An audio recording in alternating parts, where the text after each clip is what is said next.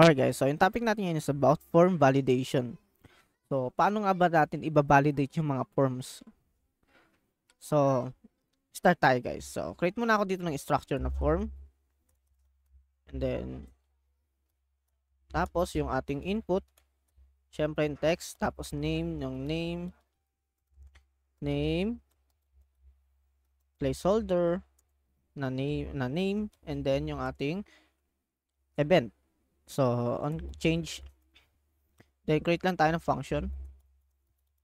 Handle input, then yung ating event dito sa parameter. Then, tawagin natin niya siya dito. Handle input. And then, button tayo. So, submit naman to. Then, yan. Ngayon, gawa rin tayo ng function to handle yung ating submit. Yan. So, dito may event din.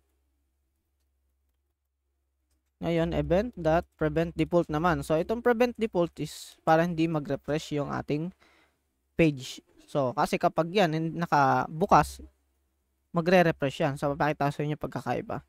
So, punta tayo dito sa on submit. Lagay natin sa event yung handle submit. So, papakita ko yung pagkakaiba ng naka-prevent default tsaka hindi. So, ayan, nakita nyo nag-refresh siya, naglagdag siya dito ng query na name, di ba? So, ganun si event.prevent default kapag hindi naka-declare. So, ayan, try natin ilagay. So, kapag magsasubmit tayo, wala nangyari, di ba? So, it means nagko-continue pa rin yung ating rendering doon. So, wala nagbabago kumbaga. So, balik tayo. Ngayon, ang gagawin natin is, store lang natin siya sa may state yung input. So, let's say, ang ating form, tsaka set form equals use state. Tapos, yung ating default value. So, meron tayo ditong default value. Yan, lagay lang natin dito yung form. So, ngayon, proceed naman tayo sa may set ng value. So, create lang tayo dito. Is the structure lang natin siya para mas clear. And then, set form, tapos yung ating value. So, ngayon, okay na yan.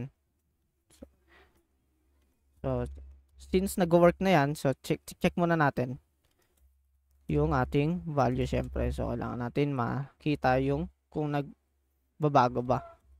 So, yung form.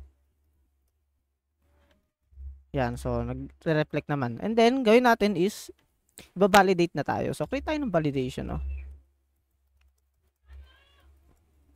Yan. So, dito sa validation, i-validate lang naman natin yung form. So, create ako dito ng pattern. So, guys, kung gusto niyo matuto ng regex, so pwede kayong mag-search na lang sa Google or ChatGPT nyo na lang kung tinatamad kayo mag-aral. So, pwede naman siya. Yan. Or may reference naman sa Google. Actually, sa Google ko lang siya natutunan din. So, ngayon, balik tayo. So, if not pattern, so ibig sabihin, hindi nag-match dito sa ilalagay natin na form, yung babalidate natin. So, gamitin natin si useRef na input ref. So, dito natin reference na useRef. So, kasi magbabalidate tayo. Gusto natin magbago yung kumbaga gumanda yung user experience, 'di ba? So, lagay lang natin dito yung reference, i-bind natin.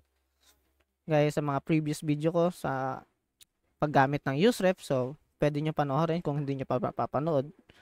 Or directly, doon kayo sa documentation ng React. And then, so, ibig sabihin nga, pag sa error, ang gagawin natin is, babaguhin natin yung border color.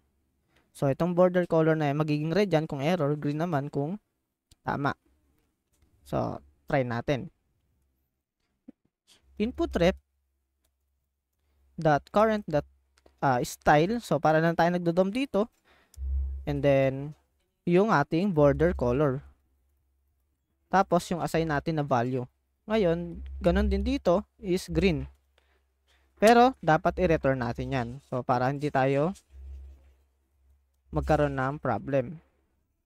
So, kasi kapag na-return natin yan, didiretso yan dito sa may green. So, it means, laging correct kahit mali. Diba? So, I mean, laging mag-green kahit mali. So, ngayon dito tayo sa validate. Yan. So, tingnan natin kung gagana na yung validation natin.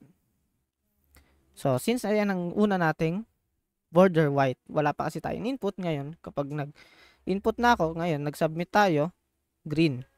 Ngayon, pag naglagay tayo ng any dyan, na character na may number, so name nga lang kasi ang allowed, text lang, string, I mean, ano lang, letters, mag-error siya. Yan. So, ganun yung form validation natin, diba guys? Ayan, gumagana na. So, ayan. Sabihin natin, dev each yan. Yan, so, yan, 1, 2, 2, 3, 1. So, lagyan natin number, magkaka-error yan dapat. Yan. So, ganun lang gumagana yung ating form validation o ganun ginagawa.